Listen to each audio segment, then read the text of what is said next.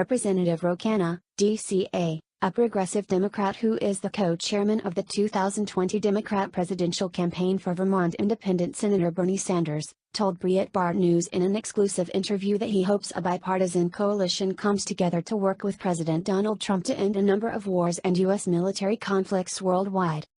Khanna argued that if the United States stops its backing of Saudi Arabia in Yemen's civil war, finally ends the war in Afghanistan, withdraws troops from Syria once and for all, resists temptations by some to get militarily involved in Venezuela, and completes successful peace negotiations with North Korea, then the United States could better invest resources wasted abroad into rebuilding America's infrastructure.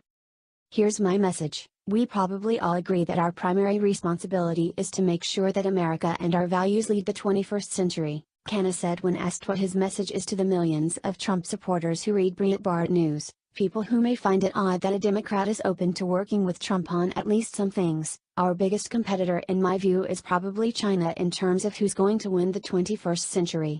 Is it going to be a free enterprise democracy with America, or is it going to be an authoritarian country like China? China has not been in a war since 1979. They are putting all their resources into building goodwill with other countries and into developing their airports, their bridges, their universities, their artificial intelligence. Why are we involved in wars that are not winnable, that are costing us resources that are strategic in winning the 21st century? Instead of all the trillions of dollars that we have spent on these wars, imagine if we built our infrastructure, if we invested in our people, if we helped build our country to make sure that we win in the 21st century. I think that is a message that every American, regardless of whether you voted for President Trump or whether you voted for a Democratic member of Congress, can get behind because it's for the national purpose, and when it comes to winning in the 21st century, I think we're all on the same team. In the hyper-partisan era that is the Trump administration, Khanna has emerged as a unique voice in the Democrat Party. While he is certainly a progressive Democrat and harsh critic of the president and his administration on many things, he is also someone who is willing to work with Trump in places where he agrees with the president, particularly on ending wars he, like many in the grassroots of both sides of the aisle, view as endless. Khanna definitely has credibility on both sides of the aisle and is able to work seamlessly with voices as diverse as House Freedom Caucus Chairman Representative Mark Meadows, RNC, and newly elected Socialist Firebrand Representative Alexandria Ocasio-Cortez, DNY. In fact, the night before this interview with Breitbart News a little over a week ago, Ocasio-Cortez praised Khanna on her Twitter account, a tweet highlighted by 2016 Democratic presidential nominee Hillary Rodham Clinton. But then in this interview less than a day after those Ocasio-Cortez and Clinton tweets, Khanna repeatedly cited efforts to work with both sides of the aisle, including with President Trump and his administration, as well as the president's top allies like Meadows and Senator Rand Paul, Archie, among others. Khanna even pitched meeting with Trump alongside others like Meadows and Paul as part of a bipartisan coalition to get the U.S. out of unnecessary foreign entanglements. Khanna says the reason why he is working with people on both sides of the aisle on this issue, and doing interviews like this one with outlets like Breitbart News, is because he senses a growing nonpartisan sentiment, even in Congress, where people are sick of the wars. There is a wariness of interventionism and militarism overseas in the Congress, Khanna told Breitbart News.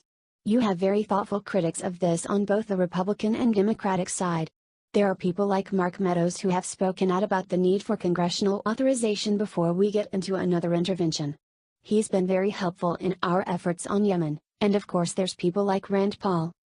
The primary effort that Khanna is leading in the House is a battle to end the U.S. backing of the Saudi-led coalition in Yemen's civil war. The U.S. action started under former President Barack Obama's administration, without congressional authorization, and continued under President Trump's administration. The U.S. was refueling Saudi bomber jets, until the Trump administration stopped that, at least for now, under public pressure, and also has been providing targeting assistance to Saudi Arabia's Air Force.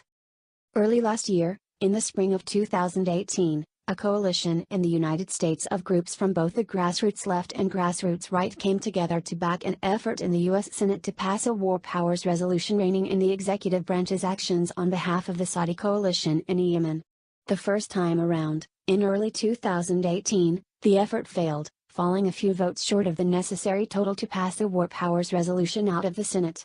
The then GOP-led House would not consider any such resolution. But then later, On a second try in late 2018 after the midterm elections, the U.S. Senate passed the War Powers Resolution with a bipartisan coalition. It was historic. Neither chamber of Congress had until then passed a War Powers Resolution invoking the War Powers Act since the law's inception in 1973. The law was passed in the wake of the highly unpopular Vietnam War as part of an effort by Congress to install another check on the executive branch so the president cannot enter or carry on wars without congressional approval. The Founding Fathers of the United States gave war-making powers to the Congress, as Article I of the U.S. Constitution clearly says that Congress has the authority to declare war, not the president.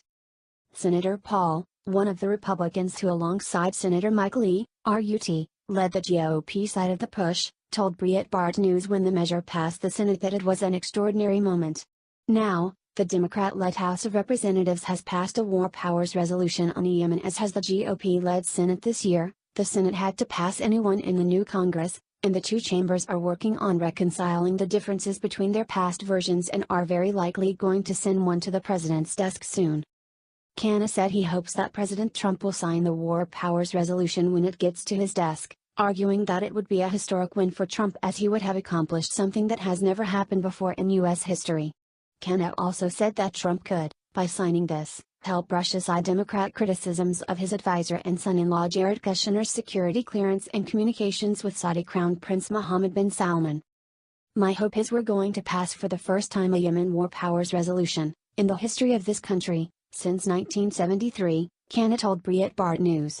It's going to pass with Republican votes as well, both in the Senate and the House. My hope is that the president will sign it. That will go a long way in his recognizing the need for congressional authorization prior to having military involvement abroad. It also will go a ways in dealing with the current scandal over Kushner's security clearance and conversations Kushner has been having with MBS.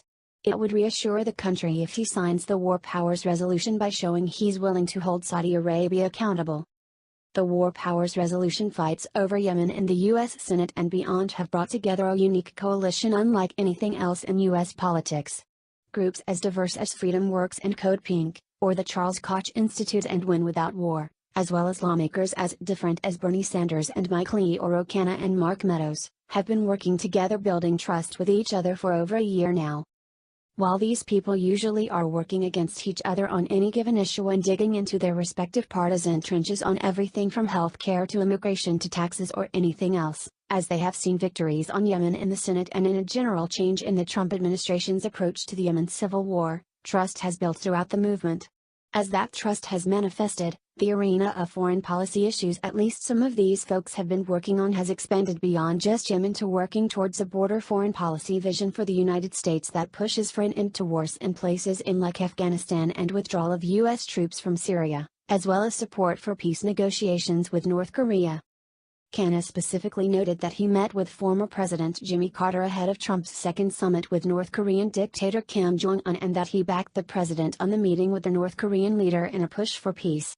He also cited Afghanistan, Syria, and wariness by many of potential U.S. military intervention in Venezuela.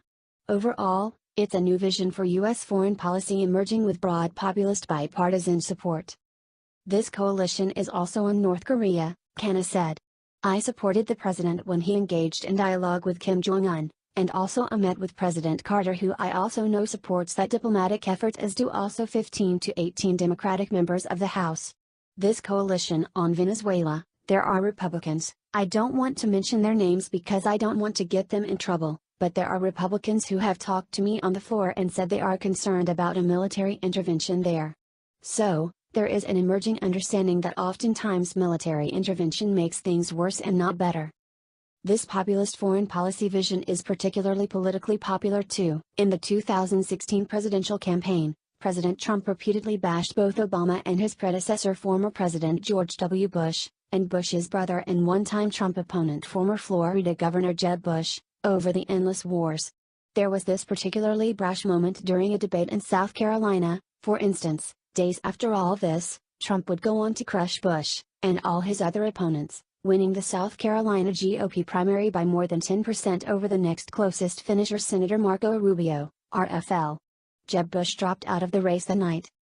But Trump is not the only candidate that year who was pushing stopping the foreign wars, Sanders was too, And while Sanders did not make it past Clinton in the Democratic primary, the energy behind him from the left's grassroots was a major theme of 2016.